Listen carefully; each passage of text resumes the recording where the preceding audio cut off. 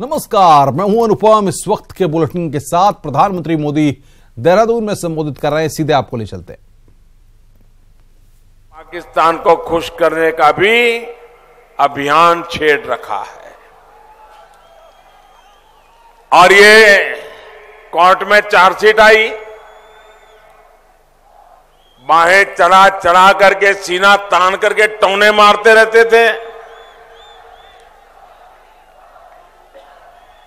पत्रकारों के बीच जाने की हिम्मत का वादा करते थे। आज मैंने सुना कि पत्रकार उनके पास जाकर के नामदार को हेलीकॉप्टर, कोर्ट में चार्जशीट, उसके लिए सवाल पूछने गए तो ऐसी झापट मार के भाग गए।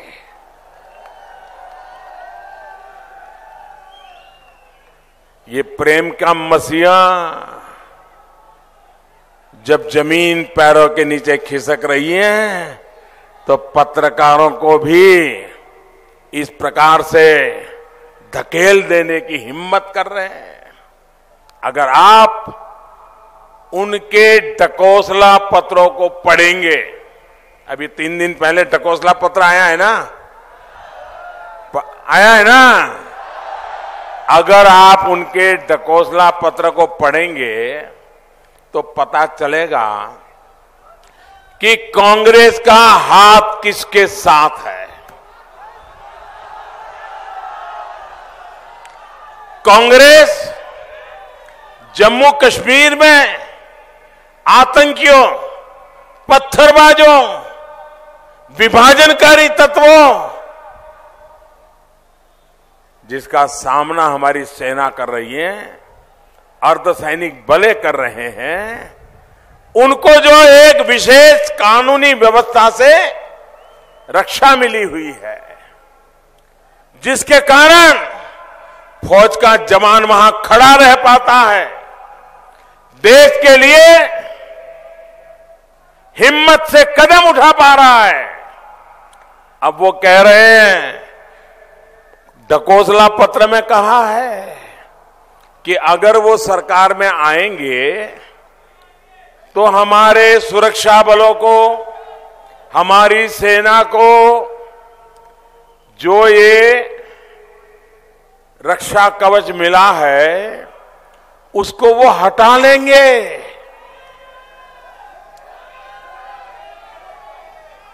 इनकी ये बातें आपको मंजूर है?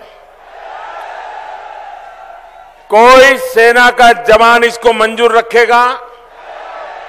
अगर सेना के जवान को आप रक्षा नहीं करोगे तो कौन मां अपने बेटे को देश के लिए मरने के लिए आगे करेगी? क्या होगा देश का? और सिर्फ वोट पाने के लिए ये पाप कर रहे हो आप? अरे लानत है आपकी राजनीति पर। भाइयों बहनों,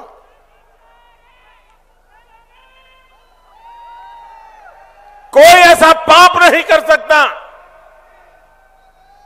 लेकिन कांग्रेस पार्टी क्या कर रही है?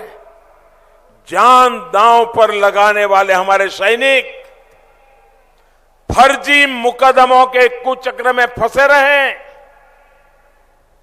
ये व्यवस्था करना चाहती है। उनका मोरल टूट जाए, उनका हौसला खत्म हो जाए।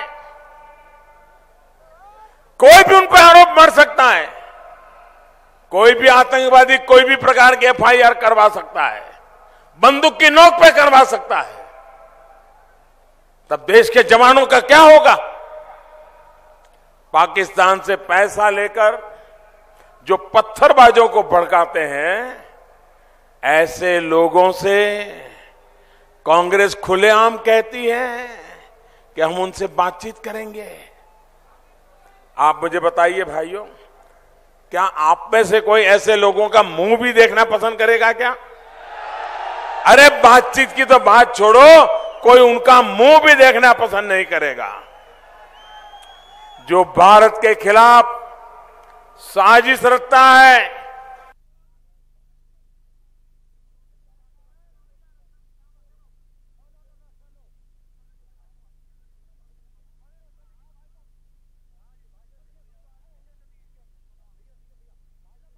पीएम मोदी यहां पर देहरादून में संबोधित कर रहे हैं। उन्होंने कहा कांग्रेस का हाथ किसके साथ, ये उन्होंने सेना को कमजोर करने की कांग्रेस पार्टी कोशिश कर रही है।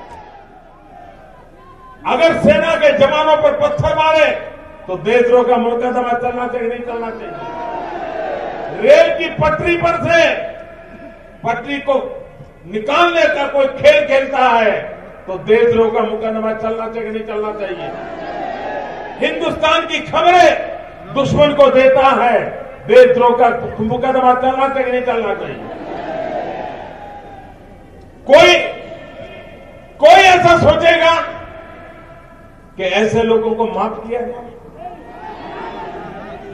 ये कांग्रेस पार्टी 60 साल तक जिसने देश में राज किया, वो कहती है खुलेआम ये टुकड़े टुकड़े गैंग देश के टुकड़े टुकड़े करने की बात करें।